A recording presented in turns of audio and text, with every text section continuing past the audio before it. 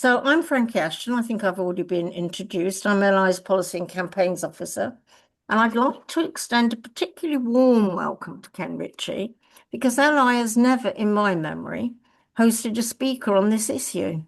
And the disgrace of Andrew reminds us just how important an issue it is.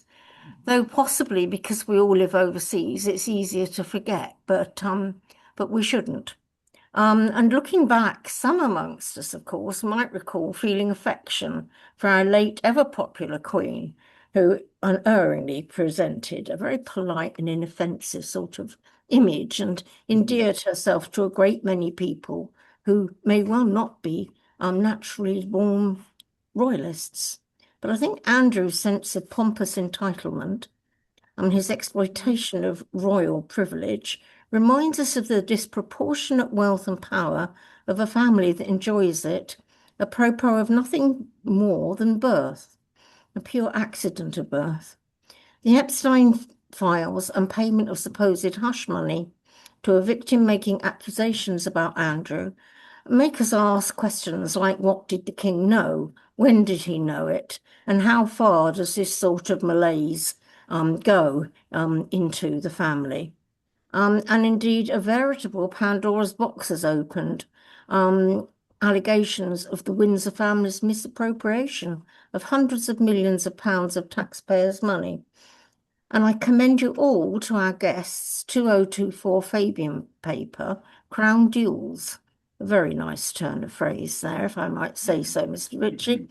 And I've only just discovered it myself, but it provides both a timely update on the loss of popularity, quite extreme loss of popularity of the family, and an extremely well presented argument as to why it should exit very promptly stage right. Without further ado, I'm going to hand over to you, Mr. Ritchie, and I look forward to hearing you. Well, thank you. Thank you for that invitation. You've given me with that a lot to live up to explore what is in this Pandora's box. But you're right that we're in interesting times. I suppose it's been a particularly interesting, turbulent week for politics. So just let me make it clear at the start. I'm from Labour for Republic, but we have absolutely nothing to do with people in America who support Donald Trump. And what's more, we've got no views on Irish reunification. We're merely a group of Labour Party members. Some of them are Labour Party supporters. That's, I'm afraid, the state of the Labour Party.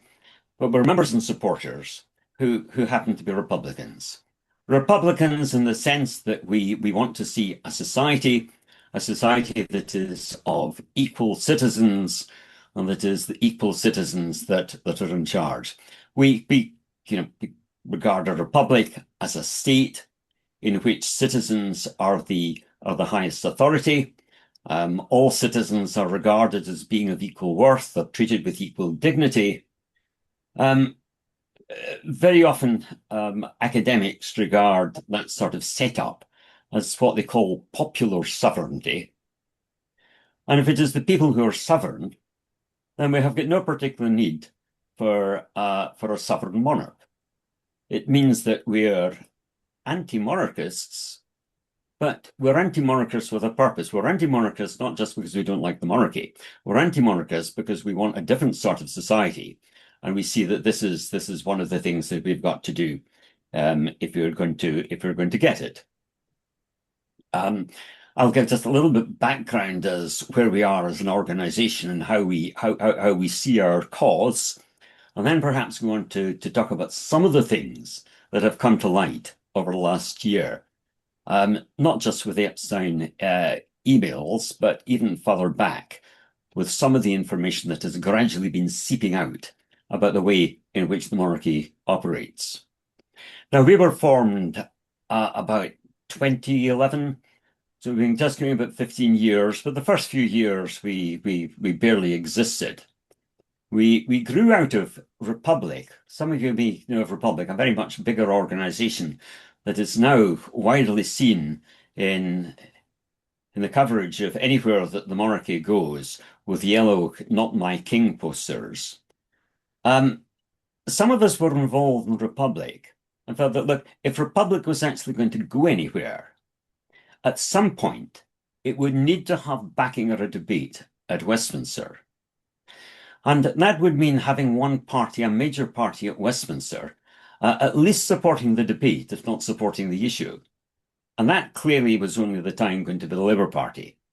And it was felt, perhaps we were sort of slightly optimistic at the time, but we assumed that the Labour Party would be a lot more interested in listening to some of its own members than people from outside the Labour Party telling it what to do. I'm not convinced at all that they're terribly interested, even the fact that we're members, as to what it is, what we've got to say. But that is where we came from. I mean, of course, republicanism within the Labour Party goes back right to the very beginnings of the Labour Party.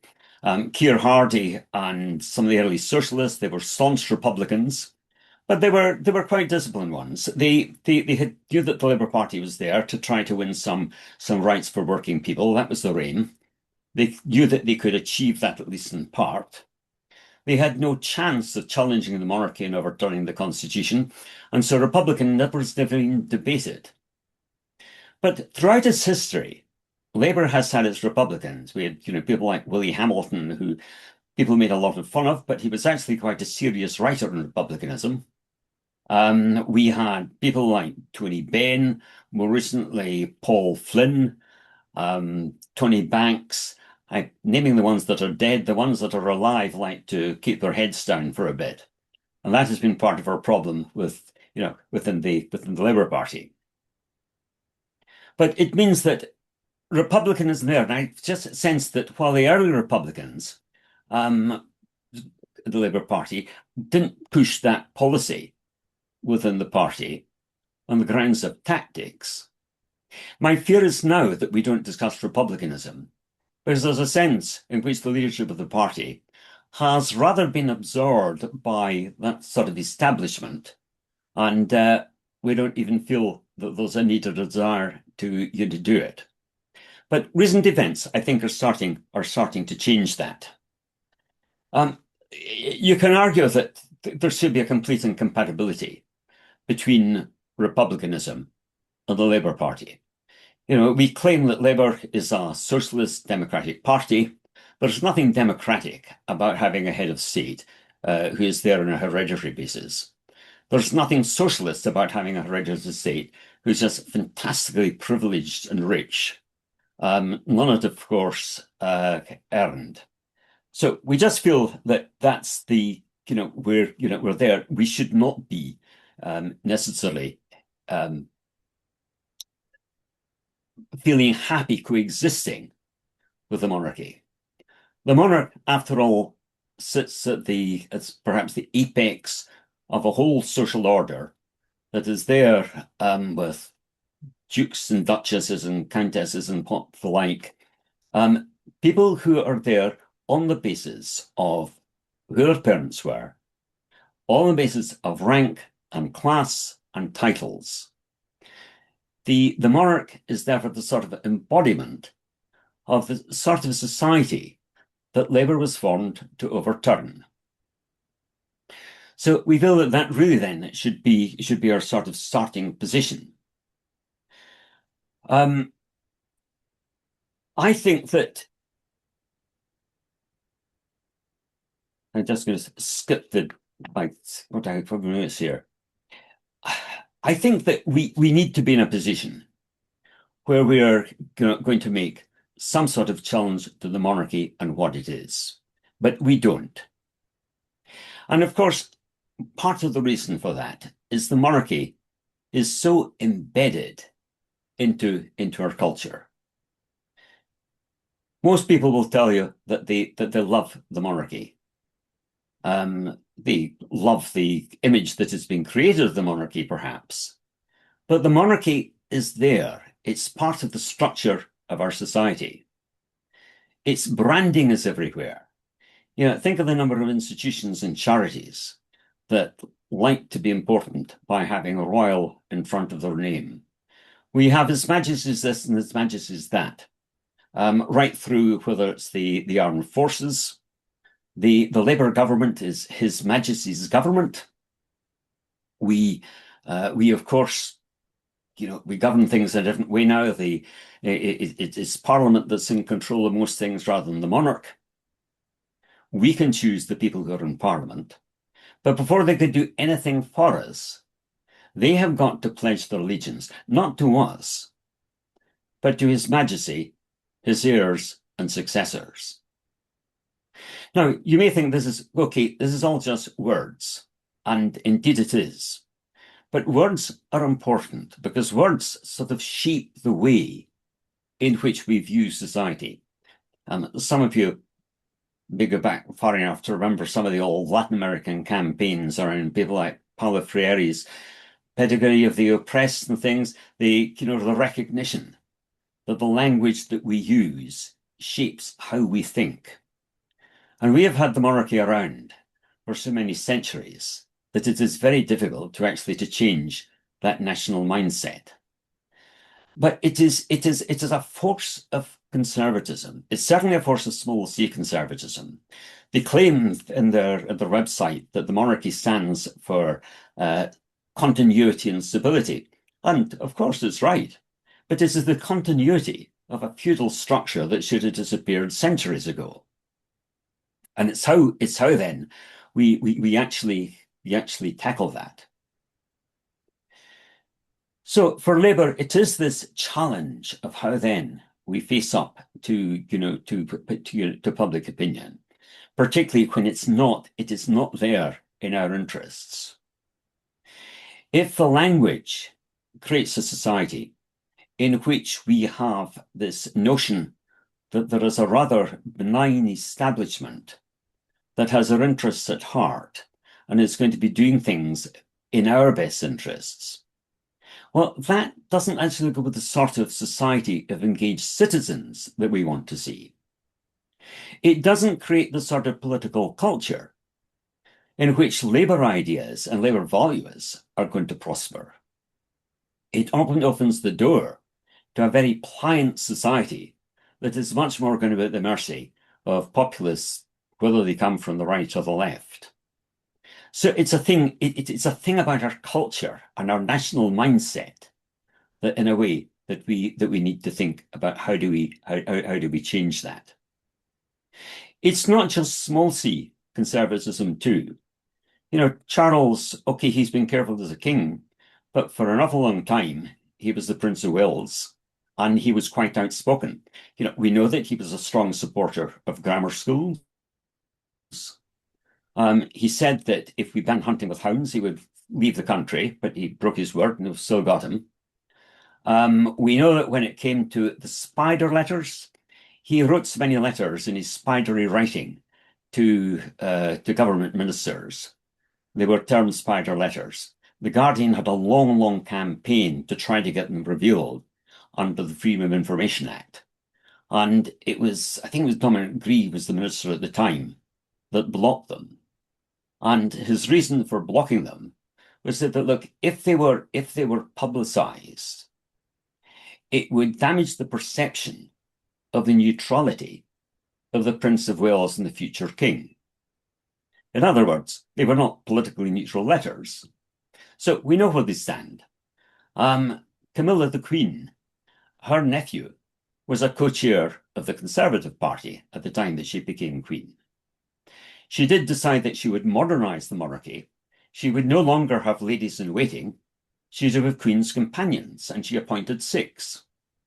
One of them was at the time sitting in the House of Lords and accepting the Conservative whip. There were 4 others who were either wives or family members of senior Conservative politicians, and the 6th had a link with European aristocracy.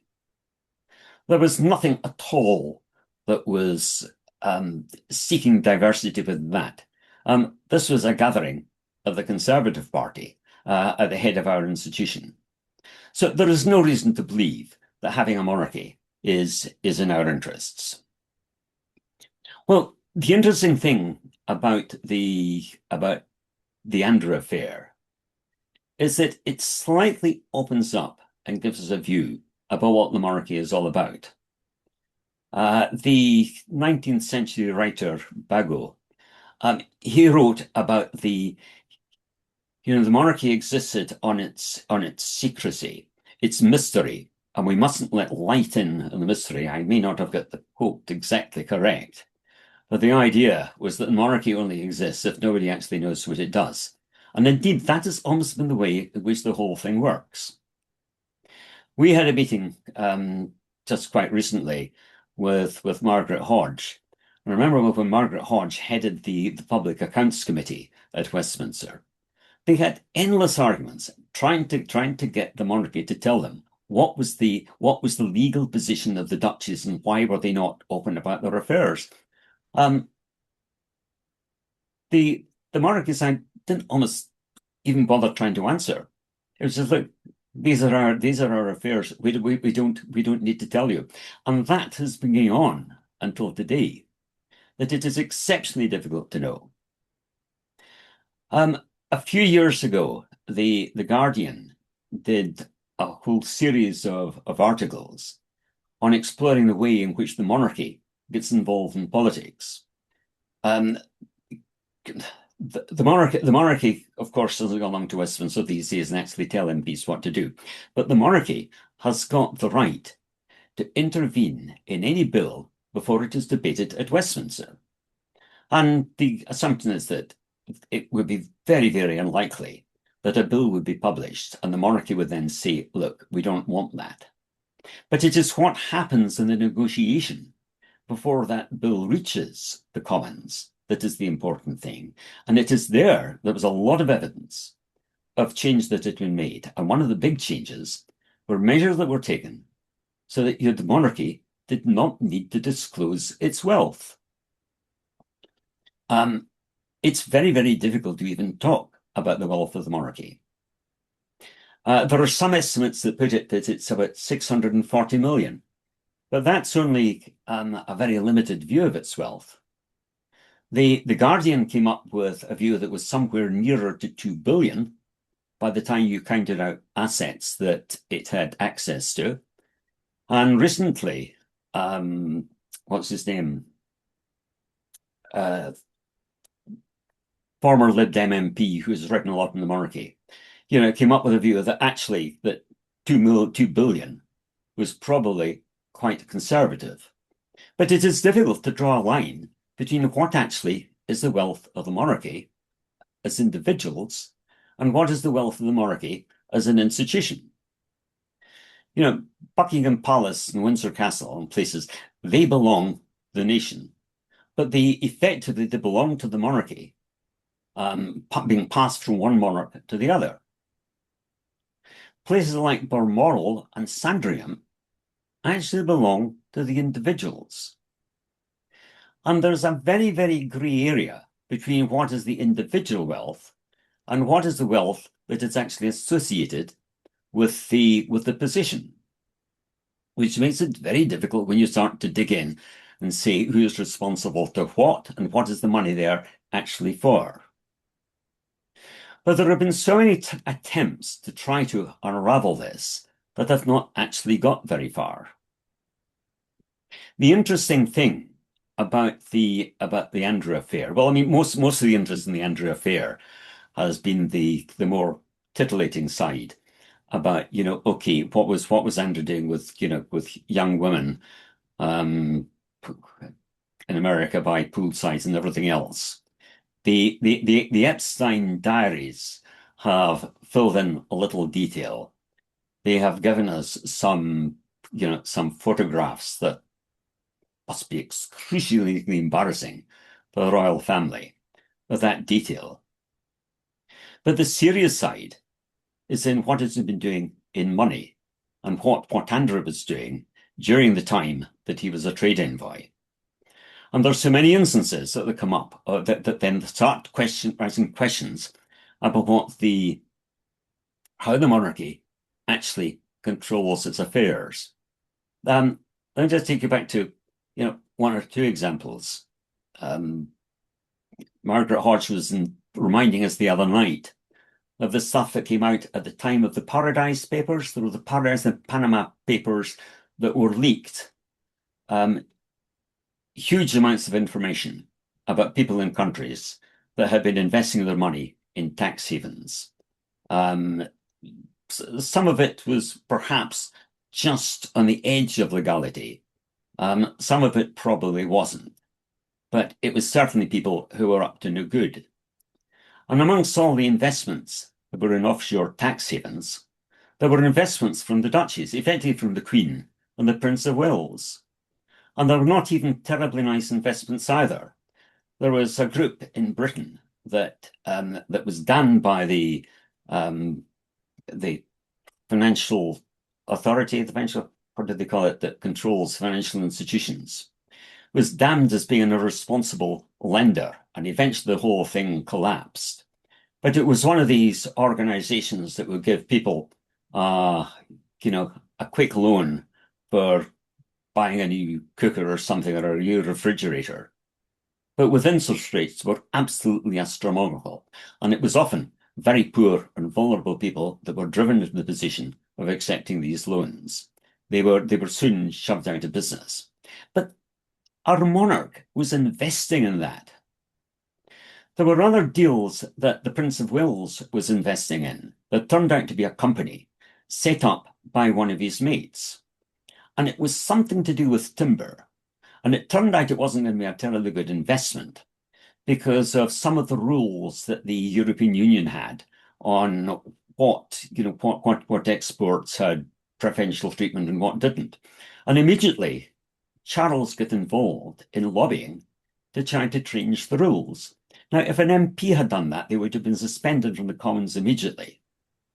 Nobody batted an eyelid because it was the Prince of Wales. We had the whole business of Sunninghill Park. Now, I'm not sure if this is one of the cases that, at least Andrew is in a position in which he's going to be questioned by the police. And the police are not going to accept secrecy as an answer. But Sunninghill Park, there is even controversy over how the monarchy came to have Sunninghill Park. It's on the Windsor estate. I think it's the Windsor estate, but it belonged to the Crown estate. Now, the Crown estate, in spite of its name, has got nothing to do with the monarchy. But the Crown estate has made many of its properties available to members of the royal family.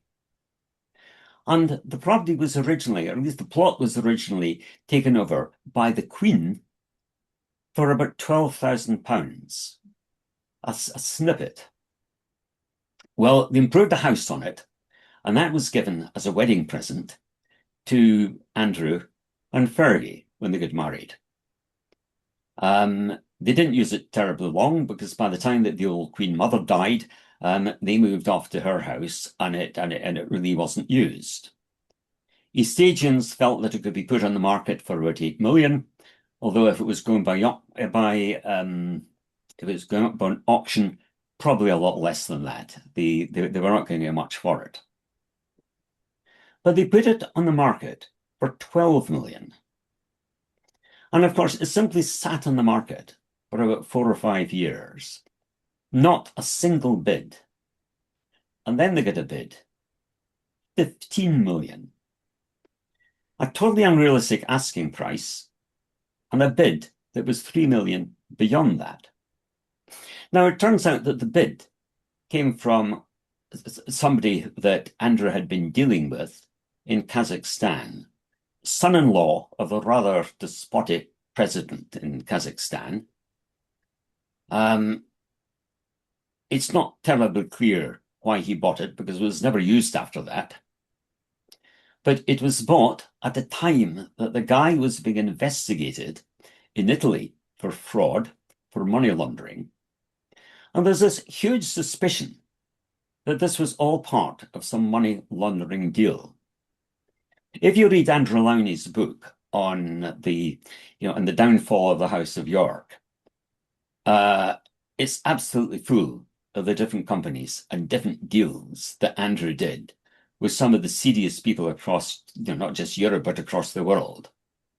And Was this money laundering? If it was, clearly the Queen must have known about it. She must have been involved in what was actually happening. But no questions seemed to be asked. Um, well, they might have been asked, but they certainly weren't answered at the time. And so we have got this situation in which it looks as if our royals were involved in something that was probably legal. And there it is. There were even suggestions at the time. Let me see if I can get my little mic myself.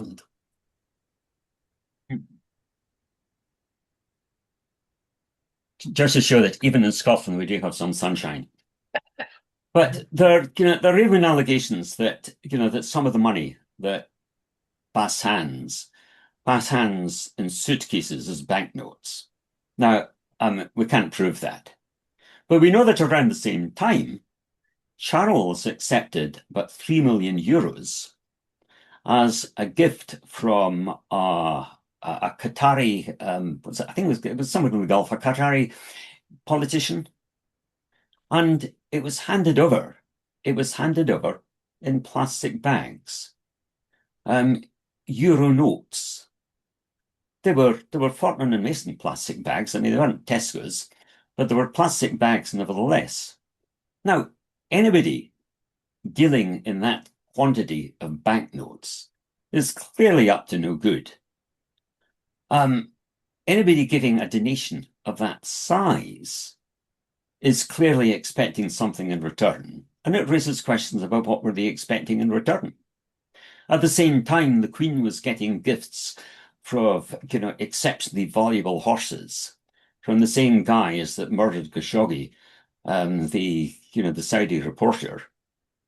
While in Bahrain they were locking up and torturing the opposition, Bahrain was giving great presents of Aston Martins and things to Prince Charles. There were deals that were going on that were, not recorded, that should never have actually happened. So there are all of these questions that we need to ask of our monarchy. We in Labour for a Republic would like to think that, okay, that, this is the beginning for the end, but we accept that the monarchy is going around for a while. So let's actually make sure that if we have a monarchy, we have a monarchy that we can hold in check, that is going to be accountable, and that we actually know what it is actually doing, that we are getting some sort of value for money, however you decide what value for money from a monarchy is. But that is something that we need to aim for. And of course, all this sort of publicity actually starts to damage the standing of the monarchy. If you go back a few centuries, not many centuries, the pollsters said they never bothered having polls on the popularity of the monarchy. It was self-evident. The monarchy was hugely popular. It wasn't a relevant question. Now, it began to slide. It began to slide during the final years of the late Queen as they moved towards, through some of the ups and downs that the royals had with the breakup of marriages and so on. But it's got to the stage that where before any poll would have shown that way over 80% of people said that they would prefer a monarchy to an elected head of state. If you ask now, there have been polls in which the number of people saying that they would prefer to have a monarchy would be below 50%. Now that's recognizing that there are many who would say that they didn't know. There would still be more saying that we prefer a monarchy than preferring a head of state. But it has slid dramatically. And that is something I can only see that is likely to continue. And as you look in these figures, there were figures. I think the latest poll was February from Ipsos Mori. Now their question was slightly different. They asked if Britain would be better off or worse off if we had a monarchy or if we had an elected head of state. Now they came that 37% felt we were better off with a monarchy, 25% felt we would be better off with an elected head of state. And of course, there were many that either didn't know or didn't think it was going to make a great deal of difference. So that gap was actually getting quite narrow. There are actually more people of those who voted Labour in 2024 who felt we'd be better off without a monarchy. And for quite some time, we found that in London and in Scotland, we have got more people saying that we think we'd be better off without the monarchy. We've always had young people saying we'd be better off without the monarchy. And the only thing that varies there is how you define young. There was one poll in which, if you took the whole group of people who were under 50, they were still saying we're better off without the monarchy. But that polls come and polls go. So there's that sense that, look, the spell of the monarchy has been broken. It is beginning to change. And we're seeing that too in papers that have been perfect in the past, have been terribly patriotic. If the likes of the Morning Star or Tribune were going to have a go at the monarchy, well, nobody would be surprised. And even if it was the New Statesman, all right, well, that's just the sort of thing that they would do. But when it comes to the Daily Mail, the Daily Express, and the Sun, all having a go at the monarchy and saying this is all, their lifestyles are pure greed, they're totally unnecessary, what on earth are they there for? You start asking questions. And last year, or was it even the beginning of this year, the BBC allowed David Dimbleby. Now, David Dimbleby, somebody whose whole life has been associated with the reporting of the most solemn royal occasions. This guy's establishment through and through, on the BBC, the state broadcaster, with a programme asking, well, what is the monarchy for? And why does it need so much money? And it's when we get statements like that we think that, okay, things have changed. They're not going to turn back. We've got to look for a way forward in this. Now, we as Labour for Republic feel that we can't simply turn around and say to to Labour, we want you to put the abolition of the monarchy into your next manifesto. We want to win elections. At our very first appearance at the Labour Party conference, the BBC sent along a journalist to talk to me. And they produced a very, very cheeky little article saying that they discovered there was an organisation that didn't actually want what it was campaigning for. And in a sense, it was right. They could ask us, well, what do you want? We want the monarchy replaced by an elected head of state. Said, oh, so that's what you want in the next Labour Party manifesto. You said, no, we're going to say, we're Labour Party members, we want to win the election. We don't want that. That would be political suicide. But that calculation is going to begin to change. And I think the thing that we've got to ask for is that we make sure that Labour recognises that having a monarchy is a political choice. We don't need to have a monarchy. The issues around the monarchy, we need to be able to discuss, and within the Labour Party, it has got to be, it has got to be an area for legitimate debate. Things are changing. I've said opinion polls suggest that even amongst people who vote Labour, they have swung and they are in favour of change. But even if you take the headline figures that suggest that, okay, it's only 25% that came out and said that they were actually, that they actually felt that we'd be better off without a monarchy. We've got to remember, 25% might not seem very great, but it does suggest that out there in the electorate, there are a hell of a lot of more people who want an elected head of state than want a Labour government. And that should be some food for thought for us. So I leave that with you. Thank you. Thank you very much, Ken. That was a fantastic presentation, and I think you touched on a lot of points which, well, I didn't know about previously, to be honest, and a lot of scandals which weren't overly familiar to me, and certainly lots of things to reflect on and think about. What would be great to do now, I think, is open up for discussion a little bit and maybe get some questions in. So, as we've done it in previous sessions, and I think for the people who maybe haven't been in any of these all members meetings previously, just put your hand up in the Zoom chat. If you can't find the button, you can click on reactions in the bottom banner, and you should be able to raise your hand from there. And then we'll just go through and take questions like that. I'm going to use my privilege of of speaking already and ask you a question already, Ken, because that was something that occurred to me as you were speaking. You mentioned a lot of points regarding the wider royal family, right? So, of course, we know Yeah. the scandal around Andrew. We know how maybe even Prince Harry and Meghan are perceived at the moment. We know, I think what was one Duke. There was a story I think it was the Times a few weeks ago about rents being raised on Irish farmers and protests in Westminster around that. Mm-hmm.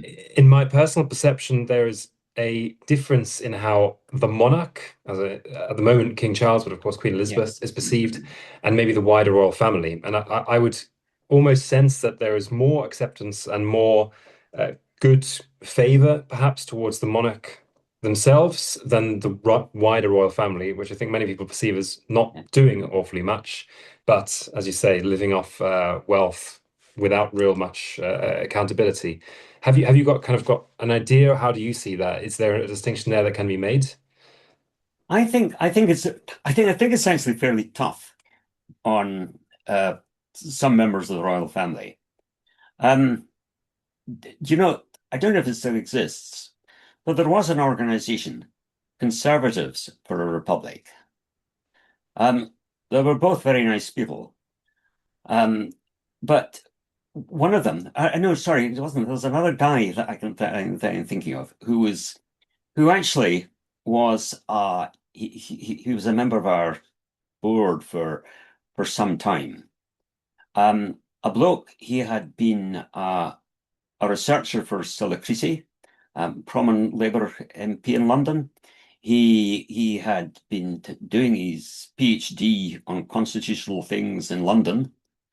He was absolutely solid with us. Great bloke. What made him slightly different from others is that he was an old Etonian.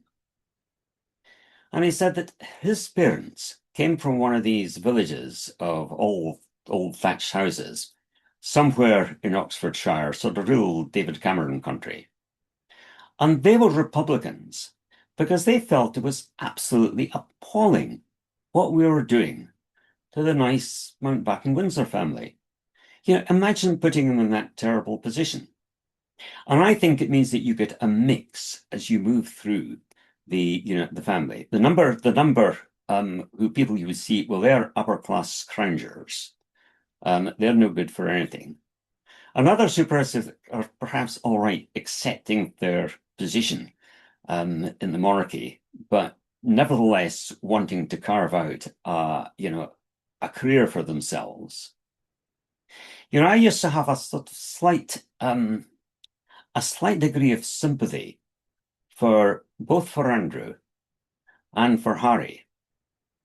If I had been brought up thinking that my older brother was the guy who was going to be hugely important, I was only second or third or fourth fiddle.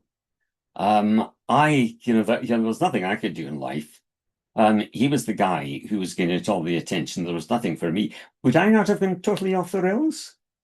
So I think within the monarchy there is a need for looking at things separately. Many look at Princess Anne.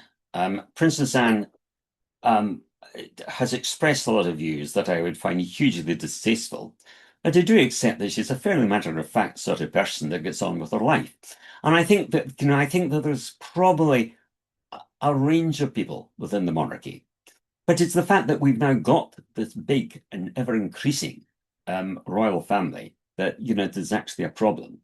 If you move to a republic, you've got one person that might be there for 4 years. We always avoid using the term president because we don't need to have an executive president as they have in America and France. But we get down to a distant person. We're not employing a family business. And I think that is a problem for the monarchy. Yeah, thanks. Really interesting discussion. I think I could go even deeper into that. I think we've got one person with their hand up, the other Richard on the call. So I'll hand over to you, Richard. Go ahead. Thank you very much, Richard. Yes. Well, I'm going to refer this just briefly to an up and coming meeting that that I've been very involved with organising, but with the Brown Commission. And I've got a feeling that rather than directly attacking the monarchy, saying, why have we got this antiquated family as a figurehead of Britain, let's get on and make Britain a more democratic nation. There's an assembly in Scotland, there's an assembly in Wales, there's an assembly in Northern Ireland. England is lacking an assembly for a federal, well, Yeah. perhaps not a federal republic yet, but a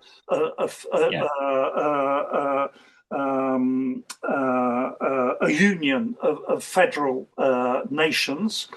And referring to the Brown Commission and their desire to abolish the House of Lords, that will be an enormous step in the right direction of abolishing the monarchy as well. But this will be a question that's going to come up again, I think, in the next presentation. But how will the new Senate be formed? It's going to be formed by the Union of Nations and different areas of England. Is it going to be elected? Are there going to be people who will be? There needs to be a roadmap to this new Britain, and we don't know anything about a roadmap at the moment. I've got a feeling that however much one dislikes and however much the public have grown to be annoyed about the extravagancies of various individuals in the monarchy, they could just as easily quickly forgive them. And I mistrust that. I would like to see Britain radically changing. Now, would you agree with this sort of roundabout way to attack the monarchy, Ken? Yeah, I think so. Absolutely. I think that moving towards a republic has got to be seen as part of a much wider political reform.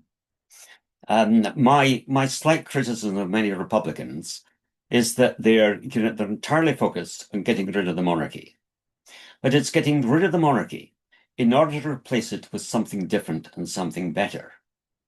And I think that has got to tie up with the sort of architecture that Brown talked about in his report. I think it's unfortunate that it was produced, and I'm afraid Keir Starmer hasn't done a great deal in pushing that agenda forwards. But speaking from Scotland, it is a very, very important one, because this is how we relate to the rest of the United Kingdom. There's a separate organisation, our republic, that is a Scottish version of republic. We find it difficult to deal with them because most of them are Scot Nats, and they're nice people, but that is the thing. It's just seen as being something different. And I feel that if republicanism is going to get anywhere, it has got to be part of a much wider debate about democracy, about how we, how we have a second chamber and what it is going to look like. It comes round to the voting system too. I have a slightly regret that in Labour for Republic we've just had changes being made to our website, and we're getting a little briefing on how to actually maintain it and update it. And our little briefing is at exactly the same time as your next meeting on the Brown report. Otherwise, I would have been tuning in. But no, I think you're right that that republicanism has got to be seen as simply as a part of trying to get that new political culture and how the different bits of the United Kingdom fit together.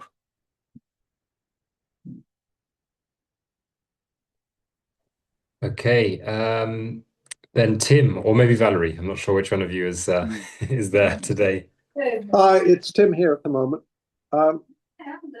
Valerie's chuntering in the background and can intervene. I want to say, first of all, and it will also be second of all and last of all, that I greatly appreciate the broad social cultural approach that you're taking to these questions.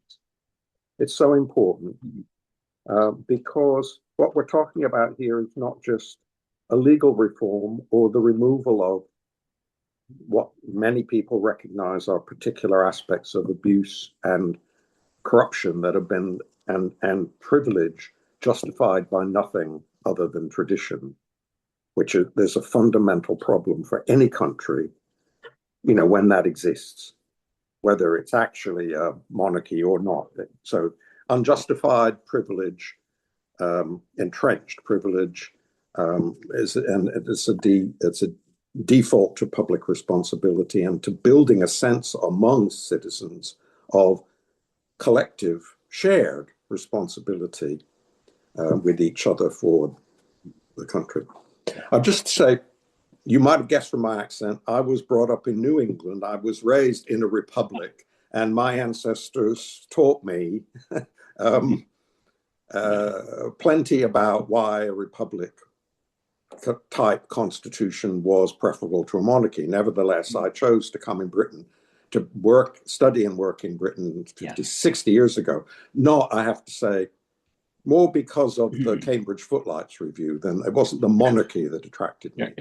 But in the course of working in Britain for 50 odd years, I've come to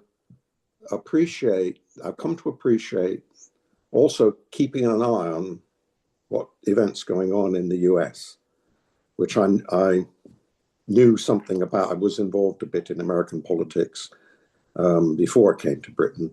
I'm quite concerned for Western societies now I believe, as the French anthropologist Emmanuel Todd has written about, are faced with the kind of challenge, a parallel with the kind of challenge that the Soviet Union was faced with 40 years ago before it came to an end. And the challenge is the various aspects can be traced back to an unbridled individualism.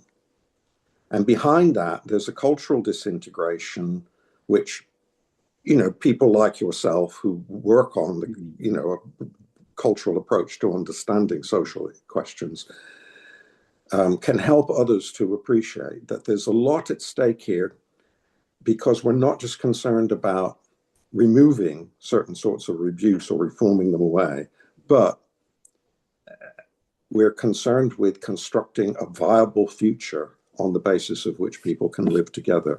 And I think that I've come to feel that there are certain things in monarchy can be, and actually have been even recently, and perhaps actually just at the moment, a bit more than sometimes in the past. But at various moments, an embodiment of a certain superior quality of mutual support and understanding in Britain than in some other Western countries. And certainly at the moment, much more than in the United States, even though we like to think that everybody recognizes that Britain's in some kind of political crisis. So I think it's important to follow not only your broad cultural approach for talking about things, but also to follow the example put forward by Graham Ward's motion, which went through Labour International a couple of months ago, which focuses on reforming certain aspects of the monarchy piece by piece in ways that people can gather round and feel they share an understanding to remove abuses and to separate gradually, well, specifically step by step. It doesn't have to be that gradual, it can be more immediate, but it has to be step by step to separate the private fortunes, existence, and privilege of the royal family from public responsibility. And and to make those principles, make sure, rather than making it an all or nothing republic versus monarchy, to work, which it seems to me in a very British way of political reform, to bring people together around the basis on which something better can be constructed. Separate the public from the private in relation to the monarchy, first of all. Is he going to answer? Yeah. Did you have a response to Tim, or could I ask a question as well? No, but if you wish to respond to him, please. Well, my response thing, I just kind of entirely agree so much. And I was wondering if Tim, if you're aware of a book that was written by Jonathan Friedland, who broadcasts or writes a lot in The Guardian. But he wrote a book, Bringing Back the Revolution. And it must have been, I think, around about the time just before the 1997 general election. But it was a comparison of American and British society. Now, I mean, he wasn't arguing then, and he wouldn't argue now, that Britain would try and copy American politics. But it was about the effect of having a society that was based on having a constitution, that there was a set of rights that people knew about, and so on. What I found particularly interesting about the book is that he had quite a long foreword in which authors like to thank all the people that helped them to write the book. And one of those who helped him to write the book on republicanism, arguing that perhaps that Britain should think about becoming a republic, was a guy called Keir Starmer. Right. In his younger days, yes. Yeah. Yes, there you go. Yes, I'd just add and thank that. I've noted it down. No, I don't think I know that book. It sounds really relevant. I just think that, just to add that in the word of so many things tell us that many countries, especially Western countries, are at a particularly perilous moment now politically, because the growth of inequality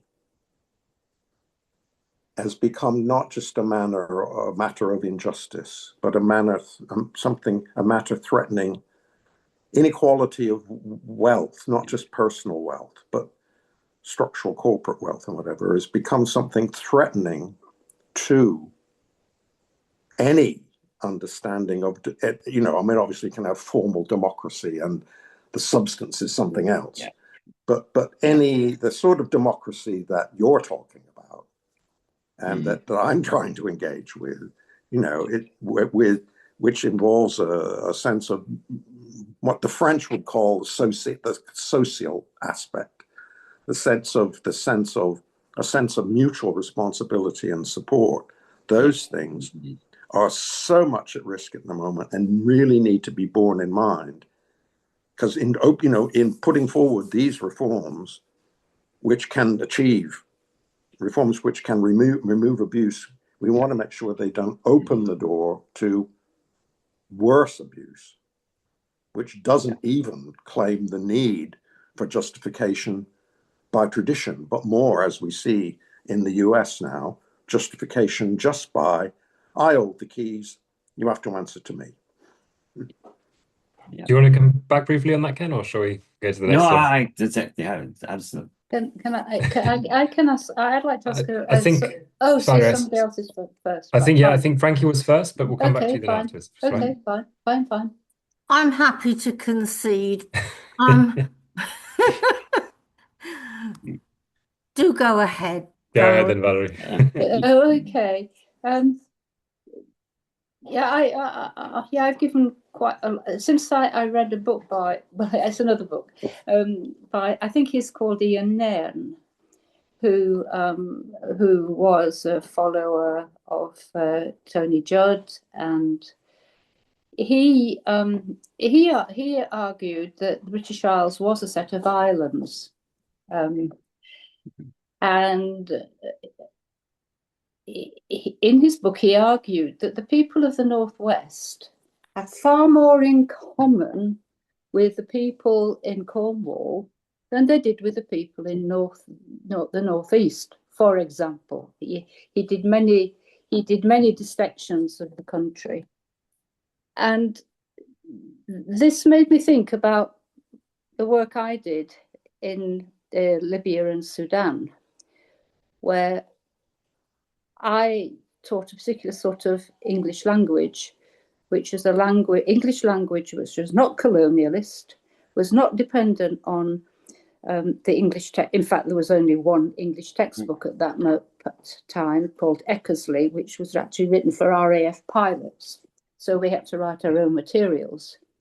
But my purpose was to try and give people, Libyan people or Sudanese people wanting to learn English, a language which suited their circumstances, so that they could express their experiences of their lives in their countries without which directly reflected how they experienced life under, it was Italian and British and American rule, and in Sudan, particularly British rule. And it was called English for Special Purposes.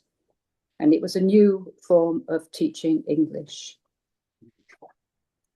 And I've been really interested in some of the people in Britain who are trying to do this now, because I think it actually is at the heart of how we can help people understand this move to a non-monarchical or dominantly monarchical society. How do we give, where language has been much reduced, people are far less articulate generally. Whatever Bridget Phillipson says, she is not training young people to express or understand what's happening in their country. I've got two granddaughters who would stand witness to that.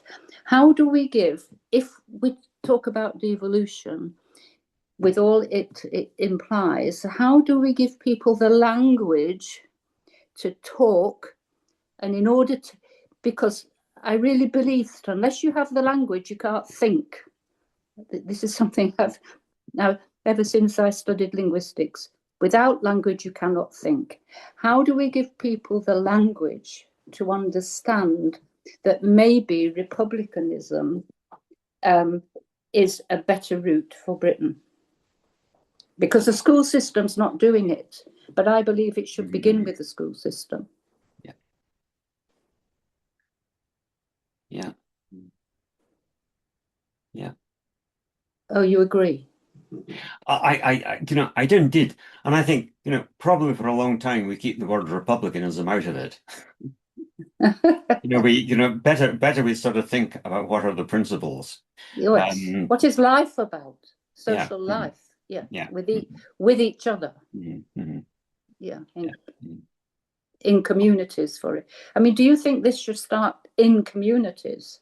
This sort of, I don't know whether you work in communities, but whether communities are the hubs where this can evolve best. I think it's quite a difficult one, communities, because, we've always, particularly in the Labour Party, we've talked about working through communities. And these days, to actually find something that is a coherent community, that is a fairly inclusive community of people who live in a particular area, they're few and far between. And I think that is the thing that is missing. There there are communities, but there are communities that are all in conflict with each other, generally in the same areas, and it's how we move forward from there. Yeah. Yes. Yeah. Yeah. Art and creativity is a very good way into that, actually. Yeah. Thank you very much. Go over to you then, Frankie. I think we've got then Richard after that, and then I'll put my hand up as well. I've got another question then after the other Richard. So firstly to you, Frankie. Okay, I'll try to focus. Every time people make another point, I get lost in the point and forget where I am. But I do want to say how pleased I am to hear Ken Ritchie agreeing to go back to Richard Brinton's points about the about setting this in the context of the kind of constitutional recommendations made by the Brown Committee, because I think that this can only be pursued as part of a transition to a more democratic society and a more egalitarian society. And it should be Labour's natural course. It should be part of Labour's values.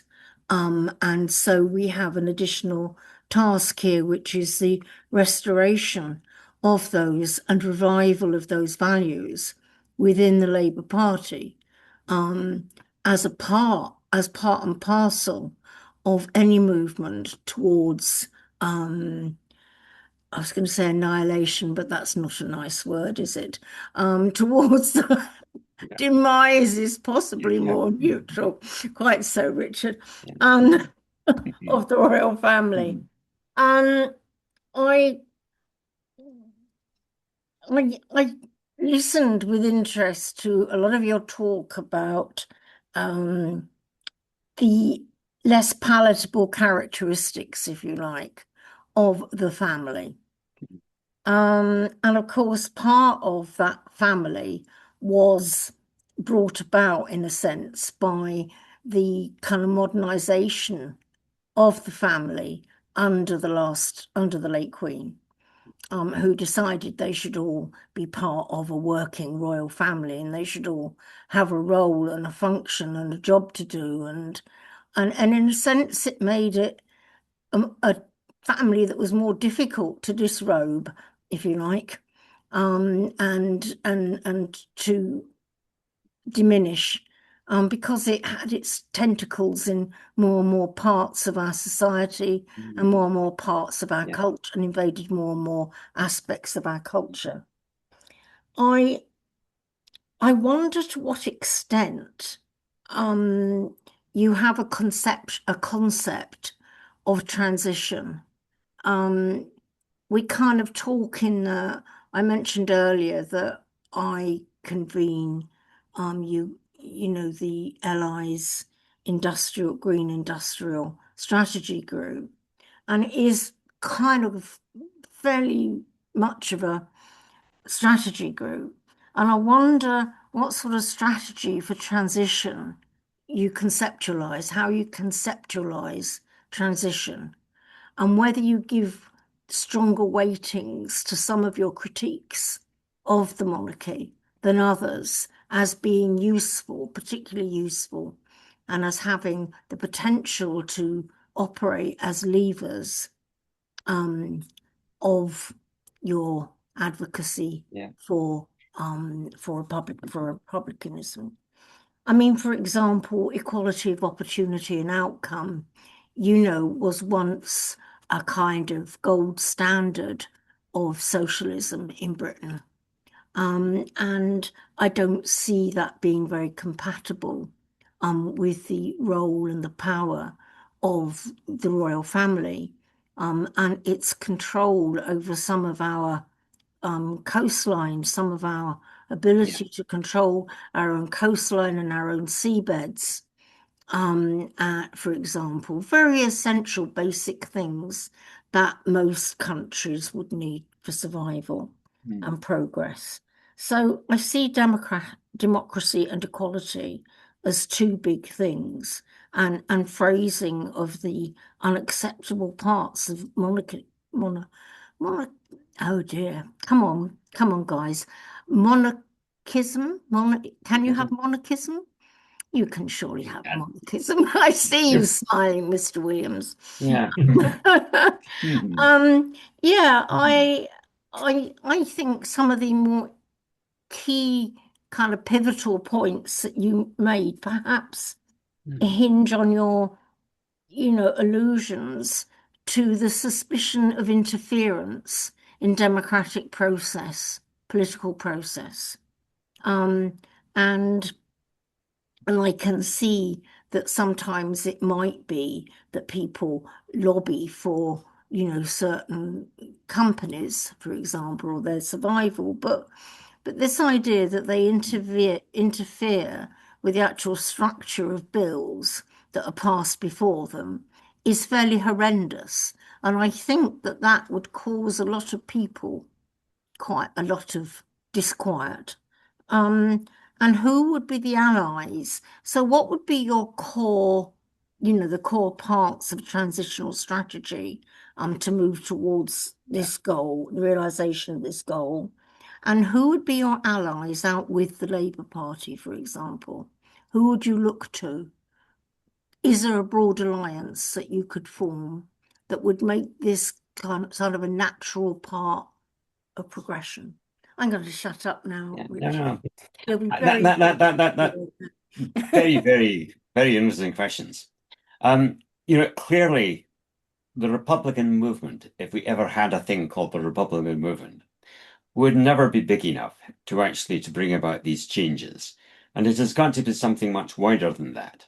Yes. I'd like to think, too, that if you think through history, monarchies that have come to an end have generally come to an end through violence or at least, real political turmoil.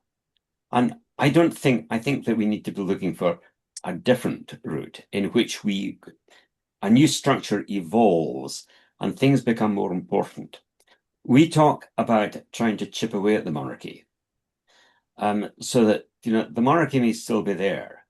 The idea that the monarchy needs to be excessively rich, I don't see why that needs to be that doesn't need to be the case. I don't see why there needs to be a freedom of information ban on the monarchy. If the monarchy is part of the governance, why is it not in the same position as, say, a government department? Why does it not need to, at the beginning of each year, put forward a statement of what it would like to do and here are the costs? And its bid will be compared by someone in the Treasury alongside how many schools the Department of Education wants and how many tanks the Army wants and things like that. Indeed. Like any other, they decide, they simply make it into a part of the way that the country is structured. And I think that, yes, that we can start to, there are things that, of course, there are good things that that members of the royal family actually do. And there's no reason why they shouldn't, continue to do that. But I think the relationship between the royal family and others is what needs to change. And I would have liked to have done more to actually look at the way in which some of the European monarchies have worked. Rather than having endless arguments about how many security people they've got around about them, are they going to go down to the shops on their bikes? Things like that to make it much more normal.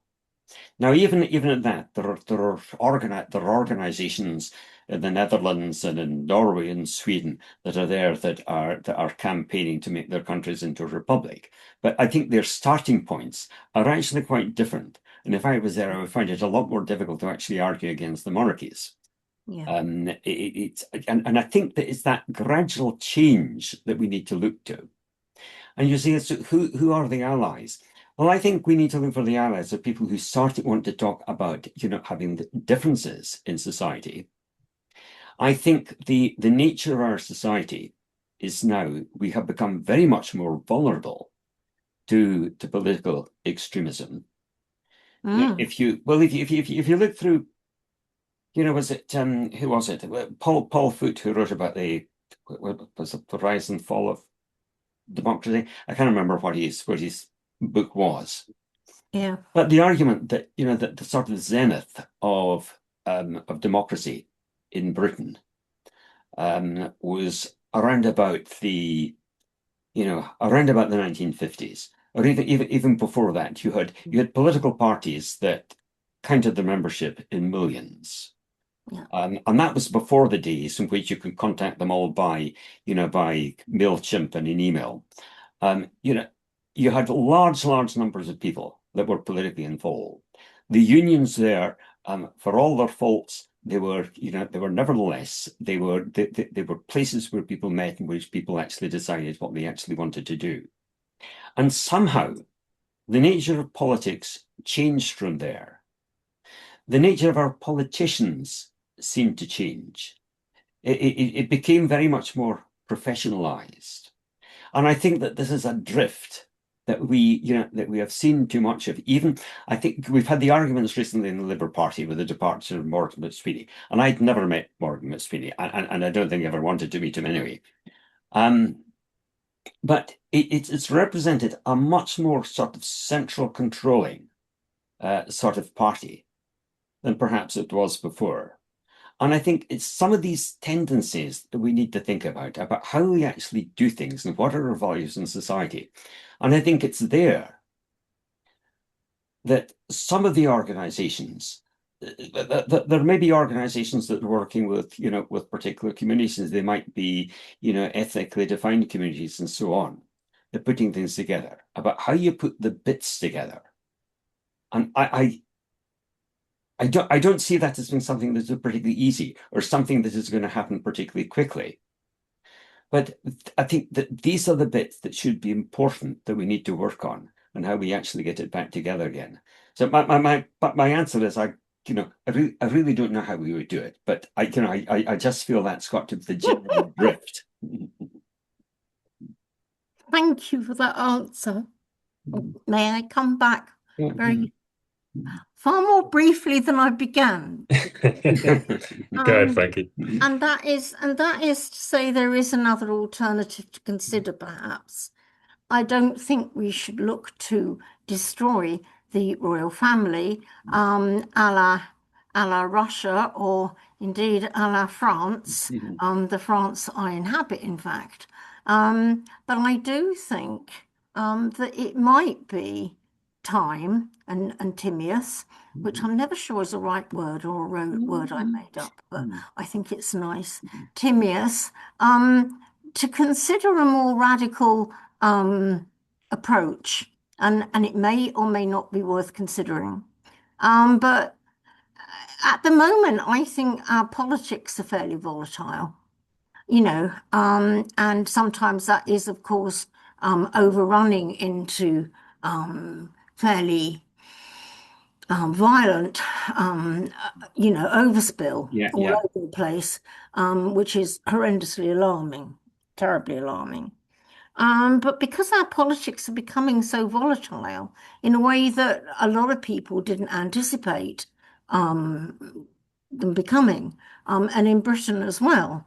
I mean, we have the kind of English Defence League or whatever they're called, and we have Advance, which is the people that reform throughout, and we have, whose membership's doubled in a short period of time. Thank God it's not that many of them, and et cetera, et cetera, et cetera. And the Green Party, Polanski, we have kind of green populism, and we have far right populism. And I just wonder, people seem to be getting very tired of the slow, traditional, approach, and seeing that it's being stayed and it doesn't do things quickly enough for them. And I just wonder whether that's worth considering at some point, though I don't expect us to debate it at length in the here and now, but it might be just a thought. I mean, you'd certainly be radical. I think we might be forced to consider it. Yes. After the May elections, depending what situation we're in. Yeah, I think so indeed. Okay, I will concede happily. Thank you very much. Thanks, Frankie. I think just with a few at the time, we've got a few questions still open as well. I think we'd originally planned kind of 90 minutes. We've got around 9 minutes left. So I don't know how it looks like for you, Ken. We'll try to No stay problem. on time, but Yeah. for that Yeah. reason, I think Yeah. you know we've done about 6 questions in I think 40 minutes. So we'll try to do the next ones a little bit quicker. I And apologize. no trouble. That's a very interesting conversation. And at that point, I'll give over to you, Richard. Oh, I was going to suggest Tracy because I've already spoken once, so I Okay, do yeah, have go ahead. something Yeah. to say, but Tracy hasn't If you have spoken. a seat, go ahead, Tracy. Yeah, you've waited a while. We don't hear you, I'm afraid. I think you're not on mute, but your microphone doesn't seem to be working. I'm not sure. It might be because you're wearing headphones. Maybe you've not got a microphone on the headphones. I don't know. But I can hear you. oh, now we've got Yeah. now we've got you. Yeah. Ah, now you're gone again. I gotta take them off. Yeah, now we've got you. Yeah. Hear you now, but there you are. I wanted to talk about money because you spoke a lot about the royal family and their money and their secret wealth. And I worked for Chesterton when they sold the Hyde Park estate. They sold the leasehold properties there. And the Crown Estate at that time was what funded the royal family out of the public purse. And along to that's how I understood it. But money seems to be doing the talking in modern politics, and that is a fundamental world problem that I think we're facing. More than just a hereditary monarch. I actually have no objections to a hereditary monarch, although I think ours is disgusting in many of its behaviours, and not the normal behaviours, not the fact they get divorced or they hate each other. That's just normal family life, isn't it? But but money, the amount of money going into politics from billionaires who have agendas, the amount of people who are very, very rich who have no alliance to a country, the amount of influence that companies have. I mean, here in America, where companies have been given a status as unequal to a human being, it's ridiculous. And I'd like to know if we're talking about republics, how we deal with that, the inequality you talk about. I see that quite clearly because my family is quite poor. I'm very fortunate. I was educated and I became more middle class, but most of my family is still in that working class northern town in Newcastle upon Tyne, and I just wanted to talk about why they are being attracted by reform. And my family are voting. Members of my family are voting for reform. And I think part of it is lack of education, lack of politics and education, lack of and a belief that has been coming for years. This standard saying of they're all the same. And what we can do to fight that inequality, that money inequality in politics, how it is affecting our politics. Did you get all that, Ken? I got the gist of it, thanks. But gosh, if anybody has got an answer with the Delkeer Stormer, because it's a very, very difficult one, and there is almost this paradox that you have got reform, and remember, reform has been created by Nigel Farage, somebody who's made his fortune on the stock market. It grew out of, you had UKIP, that was Jim Goldsmith and Goldsmith millions that he was able to put into his referendum party. And it is these guys that have actually been moving the piece along of the far right, but recognizing that the only way they have is their foot soldiers, the people who, who the term came up the left behind.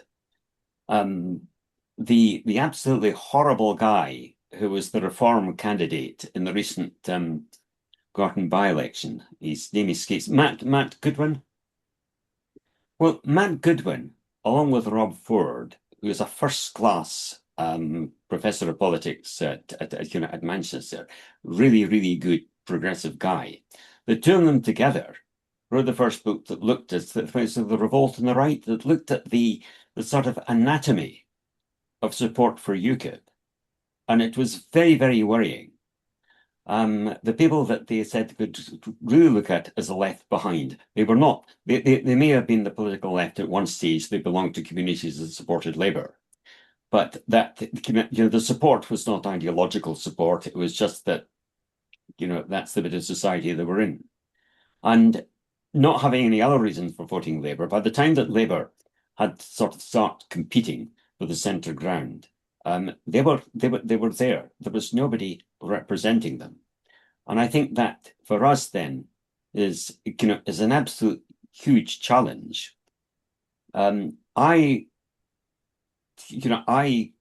Away for retired, I spent 13 years as the head of the Electoral Reform Society.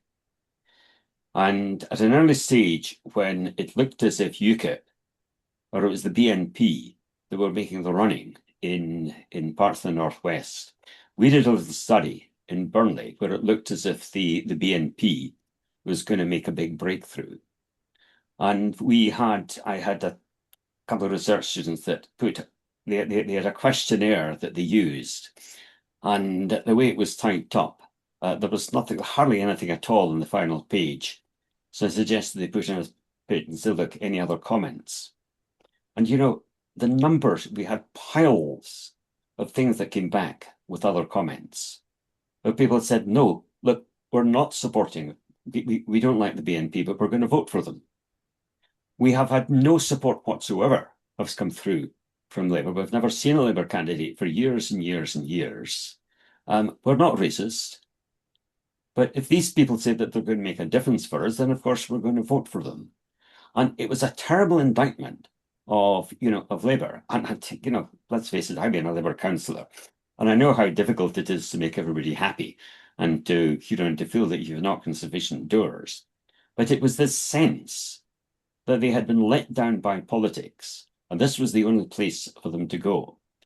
And how we answer that, I don't know. After all, the Labour Party is an organisation of volunteers now, drastically declining number of volunteers. But when we talk about needing a community approach, it needs people that are able to go out and do things within the community with other people. And I think that is one of the things that we are missing. And so I'm not really answering your question here, but I just see it as very, very difficult to know how we actually, do counter it and do counter this sense that it's these pockets of wealth that maintain the control. We've got an entirely new aristocracy that has been created with these exceptionally wealthy families, and that wealth is going to be there in pockets of privilege for generations to come. And I think we're just storing up problems unless we tackle it. And of course, there is no appetite. There's no political appetite I see within Labour. There are too many objections to what happens if you actually tackle the wealth. Are they going to go away and live somewhere else? Well, who knows? But no, I don't know the answer, I'm afraid. I think we can go over to you, Richard. You've got the honour to be the last person with your hand up. Okay, thank you very much. This is really rather like just throwing a stone in the pond.